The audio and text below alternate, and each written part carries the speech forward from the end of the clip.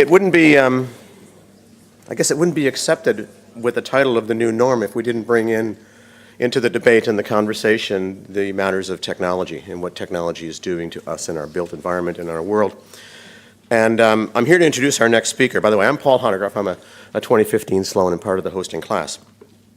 However, our next speaker, who's a business colleague and a great and dear friend, is an award-winning entrepreneur and technology pioneer. One of the only ones in this program that is not a Sloan or not a faculty. Steve has spent 5 years each working with software development and sales with both the Lotus Development Organization and Microsoft Corporation. In 2005, he relocated to Europe and founded a company called Living PlanIT with the mission of creating and bringing to the market an advanced smart city technology through their creation of what they call the urban operating system. It's a fundamental backbone that creates a link to everything. Living PlanIT is leading the evolution of the Internet of Things to edgeless computing. Our own company, my property development company, has joint ventured with Steve on 2 projects, one in Birmingham and one in London, in terms of the implementation of that within the built environment. It's really fascinating. The company is a member of the UK government Smart City Ministerial Forum. It advises the Clinton Global Initiative on Smart Cities, as well as the Singapore government's Internet of Things Board. The company has won numerous awards, including the Best Investment in High Tech in Europe from the World Investment Conference, the Technology Pioneer Award from the World Economic Forum in Davos, and the Business Internationalization Award from the UK government. Of recent, Steve and the company of Living PlanIT have been the case study for a published book by the Harvard Business School called Building the Future. And interestingly enough, it's not a book about technology. It's a book about the way in which he built the organization through partnerships and relationships and teaming that was very, very unique and special, and maybe he'll touch on that with us this afternoon as well. And so with that, please join in welcoming Steve Lewis.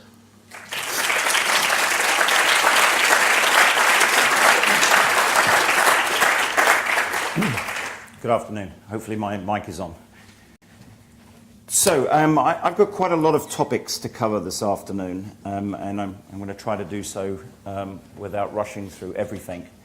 As a little bit of background, I'm a software engineer. I started my life actually playing soccer, or football, as you guys might call it. And then through illness, I ended up transitioning my career into my hobby, which was electronics and software from quite a young age. I actually didn't go to college, self-taught, and then heavily mentored throughout my whole career, and I think it set the stage for many of the philosophies and the ethos of our company and the relationships we try to build. Also importantly, I'm 50 now. I've been in the software engineering industry since I was 17. Worked for principally US firms, which has also colored my view and my attitude to solving problems, I think mostly for the better. But there's also some observations of having worked around the world that I think regional, cultural differences sometimes bring really interesting outcomes, as well as create very significant challenges if we don't address them. And especially in Europe, that's very much the case. We started our company with a basic thought. In every other sector, in every other industry, technology has been and become ever more pervasive. And yet in the way we build the environments in which we live, whether it be cities, towns, and suburban places, we have rarely used any of the advances from any other sector. And it's not just technology, it's philosophies and how we think about things.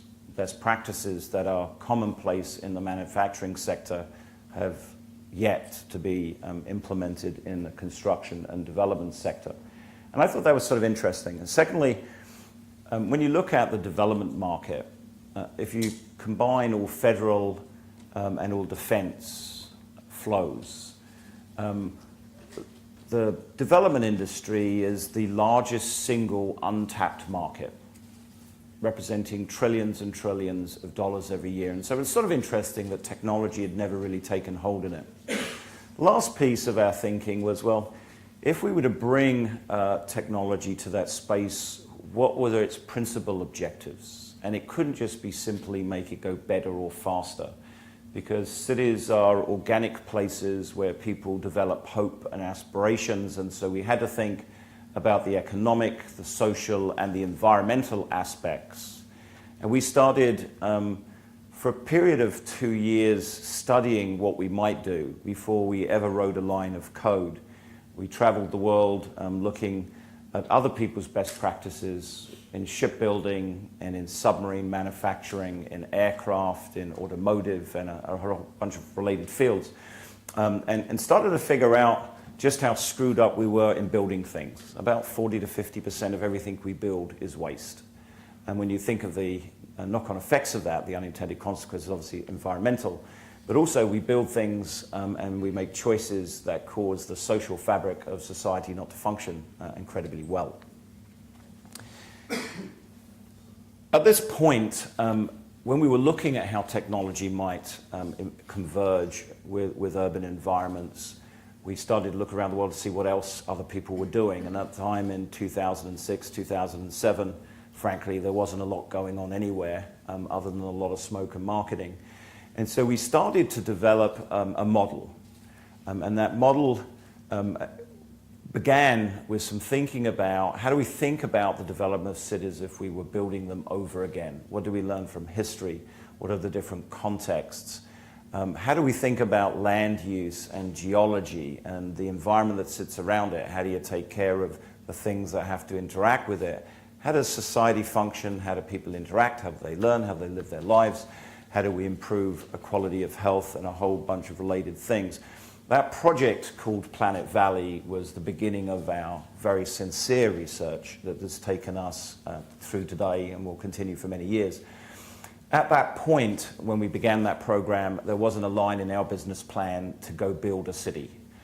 It was very much an exercise where we could be provocative and bring a very large number of stakeholders and collaborators from around the world to think about these problems. And one of the most important elements, referring to some of the commentary I've heard today, but in our own experience, some of our toughest world problems that create the greatest opportunities require a massive amount of collaboration and mutual innovation. We can't get there solving all of these problems on our own. We have to build networks of networks of networks. Those networks involve microbiologists, sociologists, anthropologists, guys who think about civil engineering, guys who pour concrete. Other people who worry about electronics and software like we do. Some of them are thinking about nanotechnology and quantum physics, and some are thinking about artificial intelligence. We have to work with architects, master planners, city planners, governments, policy administrators. Everybody has something to say, not least the people that live in these places and working them and call them home. So it's a complex problem of innovation, audacious innovation. We were very lucky at that time to be approached by some professors at Harvard. One who ultimately wrote a case study that is taught at Harvard looking at the business model behind our approach. And the other was a 6-year case study with Amy Edmondson, a professor at Harvard known for organizational dynamics, and her co-author, ultimately Susan Reynolds, who was a journalist. But we had a very intimate experience with these guys. We had PhD students stay with us, as did their professors, and over 6 years, I think we've gone through every success, every failure, and embarrassing moment together. The book that they wrote, we did not have any editorial right over other than to correct things that were factually incorrect. But it's probably one of the only books I've seen in the tech industry that talks about the path from startup through to market participation and looks at the complexity in getting there when you're tackling big ideas. Anyway, I'm going to whip through the next things because I want to give you some idea of the scale of some of the challenges. The Machiavellian quote here from The Prince is probably the most apt. Because you're not only dealing with technological issues, you're dealing with social issues. The reason that we didn't used to recycle water in space is because astronauts didn't like sitting across from the guy who'd just gone to the bathroom drinking a cup of tea and wondering where the source came from. That was a social challenge in adoption of technology. And the same applies to political. when you start to disrupt and you start to enable, you cause different ways and flows that people interact and learn and share community together. And so you end up with pressures pushing back on you and creating that change that are some you can imagine and some came out of nowhere and you have to work through them. Cities are really tough things. They're really complex. The information we get from them is extremely messy. It's highly distributed. Most of it's happening in real time. We look at a piece of data and we frequently forget it's connected to other pieces of data, and teasing apart the meaning from it is incredibly tough. And most of us try to oversimplify in our industry, especially the tech industry. We get data from everywhere. A colleague earlier who was talking about the information age, while I don't disagree with his entire theory, the information age just started, in my view, because what we are able to sense today is a rounding error of what we can sense and anticipate in processing moving forward. And I'm going to give you some examples in a moment. The volume of that data is immense. And I'm not a fan of the big data crowd. That's just a lot of warehouses of data servers storing information that will never be used. There are more discrete ways to look at information. But we're looking at no longer just a few different types of sensors. Most of us have got one of these. We've got 5 or 6 sensors or actuators in here. In cities, we are looking at billions and billions of things giving us data. And moreover, we're working on a project that's been running probably 2.5 years now, Mike, right, roughly, biology, where we're looking at the convergence between digital systems and biological systems, both for sensing and also control, actuation, what biology can do for us. So we get a really complex world, digital, biological, and sociological. And when you get that data, you've got to make sort of fairly speedy decisions some of the times, whether it's an autonomous vehicle or a pacemaker or somebody needing an insulin shot, or whether it's just the weather is changing and I need to shut some vents on some buildings. A lot of those things happen very quickly, and some things take a little bit longer. Sometimes you can't automate everything because you need human intervention to make a crucial decision when it touches somebody's health or life or safety. So we think about these problems in cycles. I'm going to go back through time just a little bit.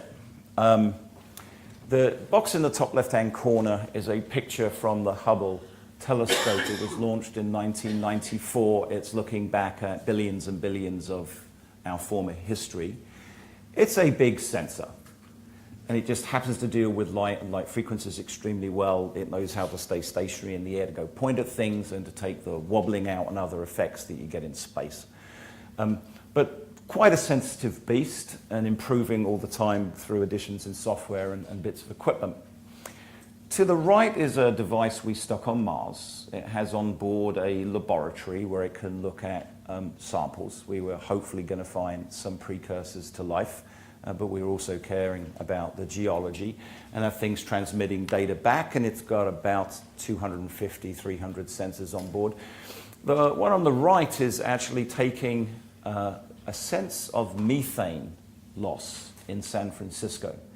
Small number of sensors on a small number of taxis moving around during the course of a few weeks. The peaks represent how much natural gas is leaking out of the city. And of course, San Francisco gets jiggled a bit because of the geological faults and geological instability. But about 60% of all the natural gas that goes into San Francisco today comes out of the ground. And the reason we're looking for methane is because it's mixed with natural gas so that you can smell it if there's a leak. Down here, this is being mapped on Google Street View, so we know where it's coming out of the ground and how to go fix it. The next one is looking at humans acting when there's a fire, and we're looking at human behavior, and it's quite interesting. Right-handed and left-handed people do very different things, but they both scream. The right-hand side is looking at the use of microbes where we can start to direct them to do some things for us. And we've got to know what they're doing, and so we build a method to sense what a microbe is feeling and digesting and touching, and then tell it what to do. In this case, we've taken Tetra Pak, which doesn't digest in the ground, which you get your milk in and some other goods, perishable goods. and we send a swarm of bacteria after it to digest it in a number of different ways. And what we end up with is biofuel and clean aluminium film.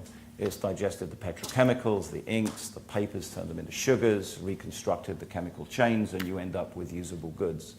And last one, we're getting into the atomic and subatomic sensing. This in a period since 1994. And now we're looking at subatomic particles, and we're looking at relationships between them. We're also an amazing sensor because most of us have some sense and intelligence in what we see. We are gifted with various forms of physical sense, and we've got empathy. And that data that comes from what we share and how we interact with it becomes extremely useful to adding context to our lives and what we can see is going on in an environment. We're also going to start and have started augmenting the human body. We see it not only in things like heart pumps and so on, insulin pumps, but we're moving now into the micro gadgetry and the nano gadgetry, where we're actually able to embed some things, have it float around, detect cancers early, read our physiology and present it on a very regular basis, enhance our eyesight and a whole range of other interesting things. When you start, so that's the sensing piece, how do I get data? It's both digital, it's biological, it's simple sensing, and sometimes it's extremely sophisticated ways to look at our physical environment. That information is useless unless it has context. Context starts to really mess with your mind. This is a picture of Porto where we perform some of our R&D. It's the Douro Valley that runs down here, down to the sea. You have to look at cultural differences between the way people live in a space to determine how you serve them. You've got to look at the underlying geology. You've got to look at the structures that sit around it. You have to deal with weather. And weather gets changed by what it touches, so it's not just the macro form of weather, but the microclimate form of weather right down to a building. We are surrounded by biology, microbes. And most of our body is made up of microbes. In fact, we would not survive without them in our gut and a whole range of other processes that are integral to the way that our human physiology works. Understanding microbes is therefore crucial to understand how do we improve health, how do we digest waste, how do we clean water, how do we react and create the microbiomes that are required to be healthy and safe. We have to look at how we use land. We were involved in a project in Brazil a few years ago, and a beautiful topography, but the developer just said, well, it's just too much work to think about how to use that topography to build on, so we cut off the top of the hills and we move all of that earth. And you're disrupting entire ecosystems by doing so. So we have to think about land use.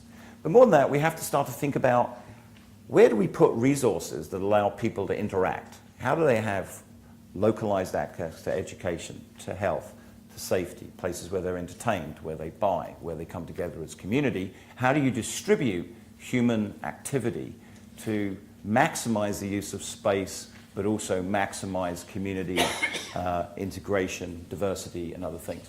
And you also have to start to look at how that works with everything else. So when this simulation on the right-hand side was something that we did a few years ago for our own development, we're looking at topography and where buildings are placed and how high they are and how they're oriented so that we can slow air flowing over the city to cause cooling effects, but to speed it up over the top of the buildings so that we can recapture that energy through microturbines back into energy that the building is using.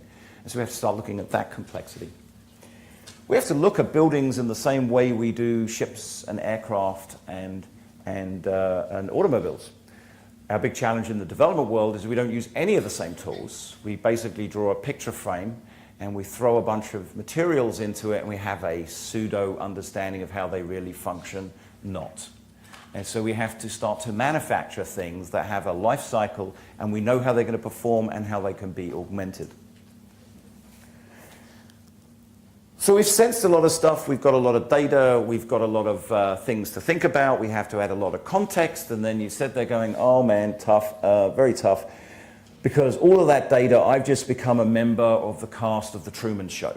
And so privacy and confidentiality and how we go about our lives without having been intruded upon is not something we can deal with passively. It's something we have to deal with technology and with policy and a whole range of other metaphors. This is some work that we've been doing in how to protect information so that you know where it goes about you, from you, always, and you can shred it if you wish to. What happens in Vegas stays in Vegas. A lot of the data happens at the edge, and so you process it at the edge, and you process it incredibly quickly, incredibly rigorously, and you don't move it around much.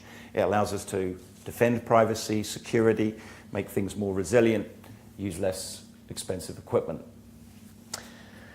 We have to use some really clever modeling. We have to create pseudo versions of the world, and they have to be very accurate. And so we're using different forms of math, whether it be Schrodinger or Einstein, or whether we're using evolutionary math and we're using epigenetics to think about futures. We have to learn and we have to forget a lot. Evolution does. Traits in genetics are lost over time, and those that survive for good reason are naturally selected and we move forward. Computing has never done that. It never forgets. And so we've been building technology that says we've tried these things, we've seen how it evolves, we can look forward to the future and the generations of things to come, and we're going to start forgetting some things because we have to. We have to create a relationship between all moving things. It's sort of complex. It's you and I and the room and the bees and everything else in between. We then have to make decisions. What do we do with the information that we have, the knowledge we just acquired? We have to make decisions. What do I act on? And I've got to be able to make those decisions very quickly. That person wandering along could be immediately ill, and do we intervene? Do they need an intervention? Do we leave them alone and send them a note from their doctor?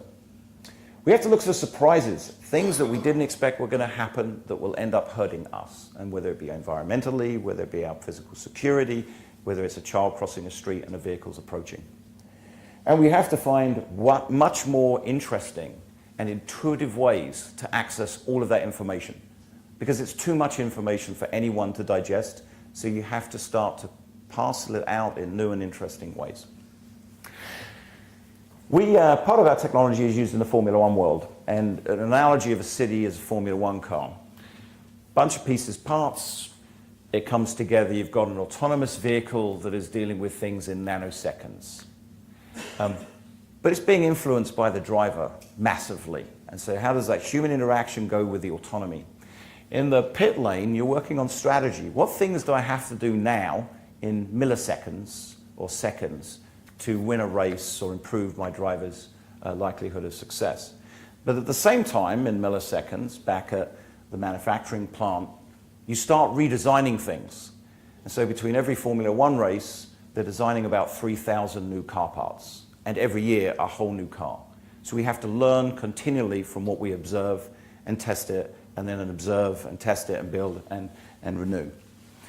We spend our time thinking about this stuff, applying that technology to it. Formula One just happens to be a very rigorous way to go test these things. It's a very difficult environment. And you have to think about the individual, to a room, to floors, to entire territories.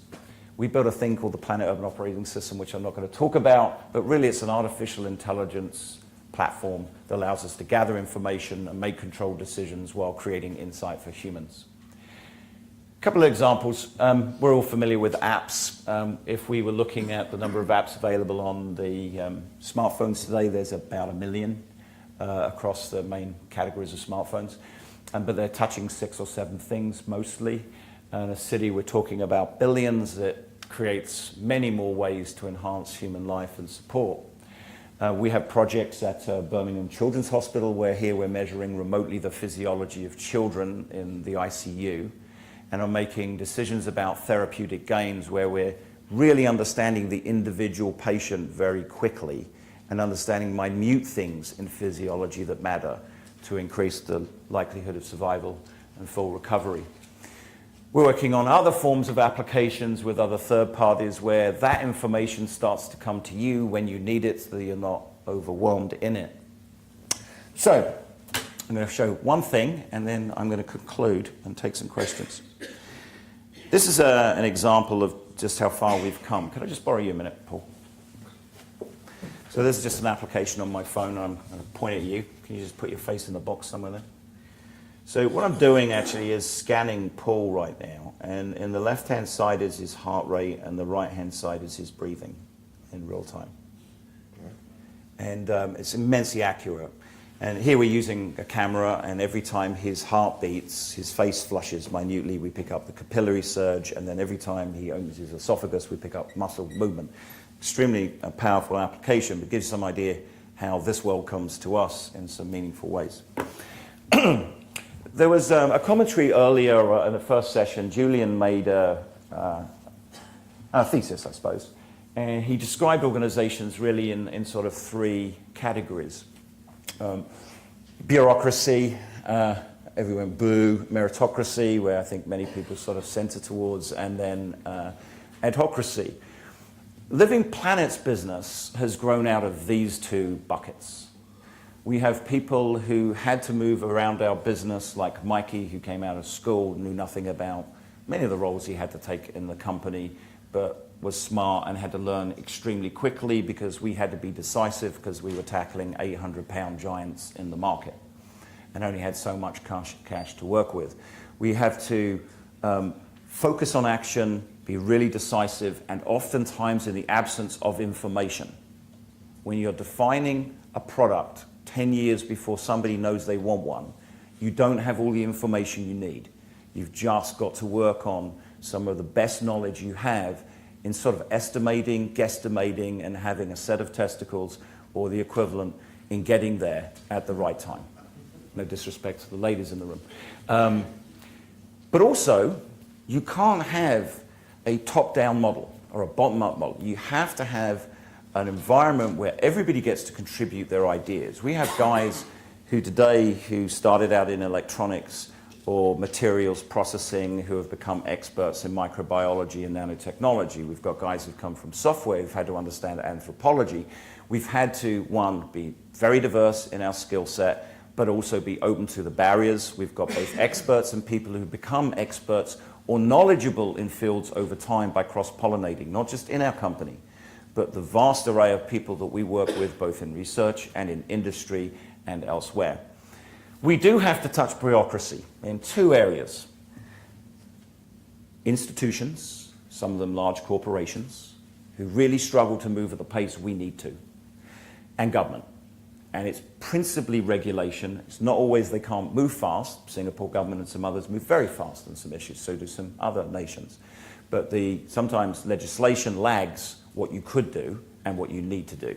And so we try to keep as much of that out of the business. Our experts touch it at the edge where we have to deal with tax, legal, intellectual property, other legislative things.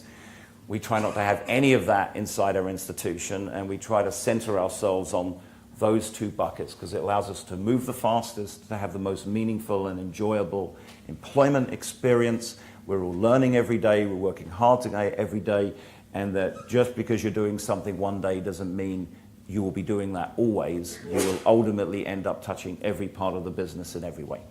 Anyway, thank you for your time, and I'll take some questions if that's helpful. Thank you for that, Steve. Any hands, any questions? There's one up tall in the back.